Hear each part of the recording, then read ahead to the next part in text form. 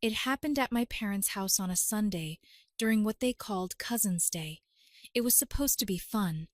Burgers on the grill, watermelon wedges, paper crowns for the kids.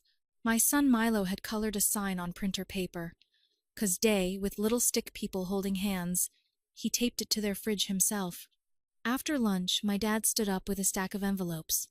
"Okay, big surprise," he said. "Wristbands for the aqua park next weekend." The cousins screamed. He started calling names, handing out thick white envelopes with their names in his blocky handwriting.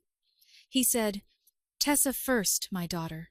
She pulled a red wristband out and waved it at Milo, smiling. "Then my sister's twins. Then our brother's boy. Then our cousin's little girl, because she's basically ours." He kept going down the row of kids. The stack got smaller. I watched Milo's face open like a flower and then fold up tight. There was no envelope left when Dad sat down. Milo kept his smile on the way kids do when they're trying to be brave. "It's okay," he whispered to me. He tugged at his t-shirt, one of his nervous habits. He looked at the red bands on the others' wrists. He looked at the fridge, where his sign hung a little crooked. The room buzzed with plans about wave pools and fries. I swallowed. My palms went hot and prickly. "Did you forget one?" I asked, trying to keep my voice level. "Oh," my mom said, too bright. "We weren't sure if he'd be up for it. He has, sensory stuff." She waved her hand like she was shooing a fly. "And they only sell them in sets of 6. They sell them one by one," Tessa said. 16 and blunt. She glanced at Milo and then at me, eyes wide. Dad sat down his beer. "It's the Blood Grandkids' Day. We've pledged to do this every month with them.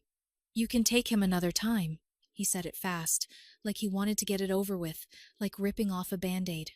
My throat went tight. Heat climbed my neck. I thought, he is 9. He is my son. He drew your sign. Milo tucked his hands under his legs on the bench and stared at his knees. He didn't cry, he just shrank. The twins were already arguing about which slide was best. The sound of the ice maker clacking into a cup filled the silence between my heartbeat and my mouth. I smiled at Milo, every muscle in my face trembling. "We'll go to the pool at home," I said. "Well, make a day of it." He nodded once quick, the way he did when a teacher asked him a question he didn't want to answer. Inside my chest, something cracked and then sat there sharp and quiet. I'm 38. I was living in Tacoma, Washington then. Operations manager for a logistics company, married to Emma, 2 kids. Tessa, 16, from a relationship I had in my early 20s, and Milo, 9, adopted at 2. He has a soft voice and a deep love for jellyfish. He writes notes and folds them into tiny squares and sticks them into my pockets. I'm the oldest, the responsible one. The one with the steady job and the spreadsheets. My sister Lily is 35, a hairdresser who takes a lot of mental health days and posts inspirational quotes about manifesting. My brother Nate is 31 and works construction when he can, door dashes when he can't. My parents are old school Washington.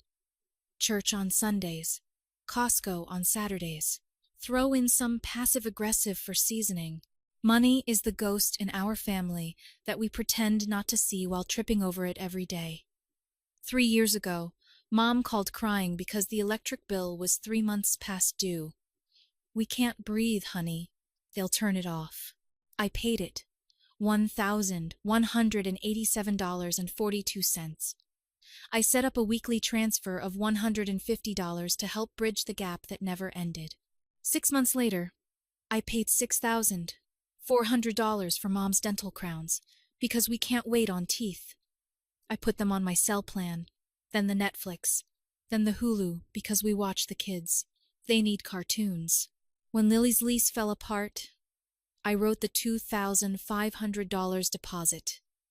When Nate's truck died, I put $1,100 on my card to get him a rebuild alternator and a used tire. Last year, I flew my parents to Orlando for their anniversary because Mom had always wanted to see the fireworks at Epcot. 2 tickets, $2,216. I upgraded their rental car because Dad hates compact. I packed good snacks for their carry-ins. Every time it was a small emergency, a hiccup, a sad face, I'd press pay and get back to my spreadsheets. It felt good to fix things for a minute. It felt like love. And they always said thank you. And then they always asked again. Meanwhile, small slights piled up like junk mail. My parents had a wall in the hallway full of school pictures. Milo's photo was always in a cheap frame at the bottom, slightly crooked, like someone stuck it there last minute. Once Mom wrote to Milo, parenthesis Emma's boy, on a birthday card, parenthesis tight around his name. At Christmas there were stockings with everyone's names embroidered except his. His was a red felt tube with a drugstore sticker that said M. Nobody thought it was weird. They posted all the cousins on Facebook and cropped him out. Said it was because of lighting. One Thanksgiving, Dad joked that Milo was almost part of the family, and everyone laughed, and I decided not to make it a thing because it was the holidays, and the turkey was finally moist. I told myself it was accidents. Oversights. They were older. They didn't mean it. I told myself, love is different from Instagram. I told myself I could absorb it because on good days, Mom made Milo pancakes with chocolate chips in the shape of numbers. On good days, Dad showed him how to sand a piece of wood and taught him to rub dust into the grain with bare hands. And I wanted those days to be the thing we remembered. When they announced Cousin's Day, I went along. I even booked a beach house for July for a family week, the big white one on the inlet, with a deck and a long table and bunk beds. 4 bedrooms, $4,800 for 7 nights. I put it on my card because I had points, and we'll settle up when we get there. I made a spreadsheet of meals and board games. I wrote Sand Castle Contest in the notes. Then the Aqua Park envelopes brought it all into sharp focus. I had paid thousands for family, and my son's name still landed in parentheses, or not at all. The bright red wristbands glowed on little arms that were apparently blood. My dad said it like it was a rule I had already agreed to. The crack inside me widened. The money wasn't the point, and also it was exactly the point. I had been bankrolling a club my kid couldn't join. 3 days after the Cousin's Day, I went back over for Sunday dinner because I still believed in showing up. We brought a potato salad and a blueberry pie. Milo brought a library book about octopuses to show my dad. The book stayed in his lap the whole time, unmentioned. After we cleared plates, Dad said, "Can you help me in the garage?" He had that tone he uses when something is already decided. In the garage, Mom and Lily were already there, perched on the deep freezer like it was a bench. Dad leaned against the workbench, with his hands on either side like a coach, before a pep talk. "Your bonus is coming up. We need it for Lily's IVF. It's $31,000 for the first round with meds. She deserves to be a mother." He said it calmly. He had numbers. He had a printout folded in his pocket and smoothed it on the bench. Clinic fee, meds, labs, $31,020 before incidentals. He pointed at the total with a finger that smelled like WD-40. Before I could answer, Lily added, "Like a joke. Unlike you, your kids were accidents." She laughed once. Short. "No offense." Mom did that face like she had swallowed a lemon. "Lily," she said, but only half-hearted. My ears buzzed. In my head, I saw Tessa's tiny pink hat from the hospital gift shop, because we hadn't had time to plan for a baby. I saw Milo at 2 clutching a stuffed dog at the foster home and me shaking like a leaf because I was about to be someone's mother on purpose with paperwork and shoes and everything. Accident? That's what they called my life. Dad misread my silence as negotiation. "Last year, your bonus was what, 33? You can live off your salary. We already promised Lily it's covered so she can start in May. We're all pitching in. Well, you'll cover the big piece. We all, meaning me." He spread his hands. "Blood is blood. We need to keep the line going." He said it the way he had said it's the Blood Grandkids Day. He thought he was being fair. I stood up even though I had been standing. My legs felt like I had gotten off a boat. My hand found the edge of my coat on a hook, and it felt like fate. I slid my arms in slow. Every movement was a decision. I said, "You're right." My voice sounded like it belonged to someone else. "You're right." I walked back through the kitchen. The pie sat on the counter, one clean slice missing. Milo looked up from the book he had given up showing, his mouth blueberry blue. "Can we go?" I asked him. He nodded. He is good at reading rooms. We got in the car. I started the engine with careful hands. Milo stared out the window and said, "Do octopuses have families?" I said yes. And then I corrected myself because I didn't want to lie to him about anything ever again. "They have homes," I said, "and they take care of their eggs." When he went to bed, I opened my laptop. The beach house booking sat in my email like a dare. "Your family week is confirmed." I clicked through to the booking site. My reservation number looked like a license plate. I clicked cancel. A warning popped up. 25% fee within 30 days. Refund $3,600 to original payment method. Are you sure? I read it twice. I thought about the table on the deck, my spreadsheet, the way the twins would have ignored Milo in a house I paid for. I thought about $31,000 and being told my kids were accidents in a garage with oil stains and a broken rake. I clicked yes. My bank app buzzed 15 minutes later. Pending credit, $3,600. I took a screenshot. I put my phone face down and sat still and listened to the house settle. That week I gave my notice. I'd been flirting with a remote role at our Seattle office for months. I had told myself it wasn't practical. Suddenly, it felt like breathing. My boss had tried to keep me, but when I said Seattle, she said, "You should do it." We packed 2 bedrooms and a hallway in 2 days. It felt like a fire drill and a relief. I didn't text the family about the beach house that night. I didn't text about anything. I slept for 4 hours. Then I got up and made lunches and logged into work, and I sent my resume to the Seattle hiring manager. By Thursday, I had a start date and an HR portal login. I told Emma, "I can't keep funding a family my kid isn't part of." She said, "Then we won't." The group chat lit up on Friday, when the beach house owner sent a cancellation notice to everybody on the email chain. Caps, crying emojis, question marks. "Lily, are you kidding me? Mom, what happened? Dad, call me now. Nate, lol. What did you do?" I put my phone in a drawer and took Milo to the library. He picked out 3 jellyfish books and a graphic novel about a boy detective. We got smoothies on the way home. Saturday, there was a knock on the door. My mom and dad stood on the porch, both in windbreakers like they were one unit. Mom had a Ziploc of cookies like that balanced anything. "Can we come in?" Dad asked. I stepped aside. "We already told the twins about the beach house," Mom said in the living room without sitting down. "You broke their hearts." I said, "You broke my kid's heart and called it a day pass." Dad's face went hard around the mouth. "Don't be dramatic," he said. "It was one event." "It wasn't one event," I said. "It's a pattern, and I'm done paying for patterns that cut my kid out." "We needed your bonus for your sister's IVF," Dad said, like maybe I had forgotten. "Are you really going to make Lily wait? She deserves to be a mother." "I'm not your backup bank. I'm not anyone's." He blinked slow.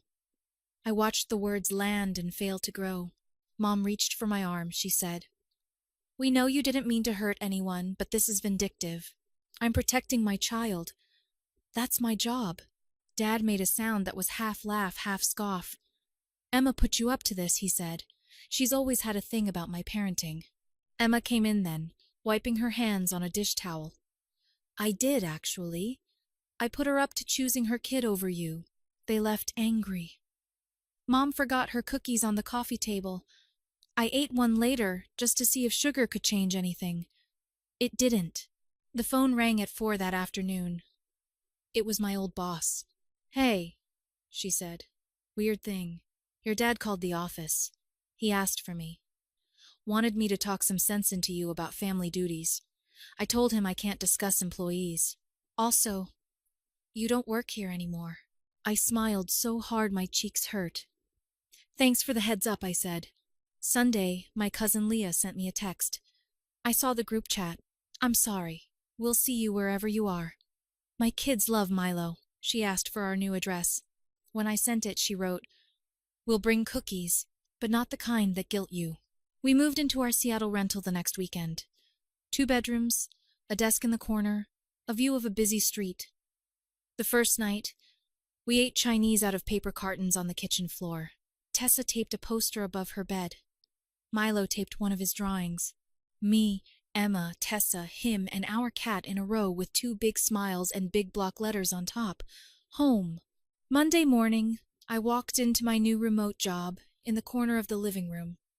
HR sent me a mug. The login worked on the first try. At lunch, I walked Milo to the park. He hung upside down on the monkey bars and told me facts about jellyfish in a voice that had gotten louder over the weekend. They don't have brains, he said. And then he smiled. But they still know where to go. The calls kept coming for a week, getting shorter and angrier. Lily sent me a Venmo request for $31,000 with a baby emoji in the memo. I hit decline. She sent another with just a question mark. I declined again and turned off notifications. I wasn't cutting anyone off forever. I told myself that in the middle of the night and when I ordered new bath mats. I was setting one clear thing. I won't pay for a family event my kid can't attend. I won't fund a bloodline he's not allowed into. I won't mash a blueprint out of myself so someone else can build a house that doesn't have room for him. The deposit from the beach house sat in my account like a quiet yes. I didn't touch it. I thought about using it for a weekend somewhere and then decided to wait until Milo said where. A week later, he brought me a folded note. Idea. It said maybe our cousins that like us come here and we do our own day. I wrote back, yes. He drew a smiley face wearing a crown. We hosted our own Cousin's Day the first Saturday in August. Not to be petty, just to start over. I set the folding table up in the little backyard and covered it with a blue plastic cloth from the dollar store. Tessa made a playlist. Emma set a sprinkler so it arched over the grass like a small rainbow when the sun hit it right. Leah showed up with 2 kids and a tray of brownies. They barreled straight past my legs and found the sprinkler like they were born to it. Tessa painted faces at the table. She put a jellyfish on Milo's arm, bright pink tentacles curling down his wrist. He kept showing it to me, like it might disappear if I didn't look. It's so cool, I said every time. And I meant it. We didn't have wristbands. We had clothespins with names. Everyone had one. I wrote Milo first, then Ella, then Max, then Tessa. I stuck them on a line like a little banner. I left 2 chairs empty at the table. Not as a dare, as an acknowledgement. I meant it when I told Mom, my door isn't locked. But the chairs stayed empty that day. The sprinkler hissed. Kids yelled. A bee got very interested in the watermelon and then left again. The cat slept on the windowsill like he was in a painting. After cake, store-bought with blue icing that stained everyone's mouths, Milo brought out his library book about octopuses. He sat under the maple and read a paragraph to Leah's kids about eggs and how some mamas don't eat while they watch them. He said, "They still know where to go." He looked at me when he said it like a private joke. I nodded. That night, when the house was quiet again, and there were still wet footprints on the kitchen floor, I took the envelope of photos we had printed at the pharmacy. I arranged them on the fridge. All the cousins who came. All the smiles. I put Milo's drawing, the one that said home, right in the middle, and smoothed it flat with my hand. My phone buzzed on the counter. A text from Mom. A picture of the Aqua Park kids, blurry behind a wave of foam. A caption that said, "Wish you were here." I typed, "We're doing great," and added a photo of Milo under the sprinkler with a jellyfish on his arm. I didn't wait for a response. I didn't need one. I'm not a cruel person. I'm not a martyr. I'm a mother. I had been paying for a long time to belong to something that kept stepping over my child. I stopped. That's all. The beach house refund cleared, and I used part of it to buy a family membership to the aquarium. When the cards arrived in the mail, All 4 names were there in the little raised letters. "The first one I pulled out," said Milo, "and I held it for a second longer than the rest." We hung them by the door on a key rack. Before our first visit, Milo took a note into my pocket. "Thank you," it said in his blocky handwriting. No dollars, no contracts, just that.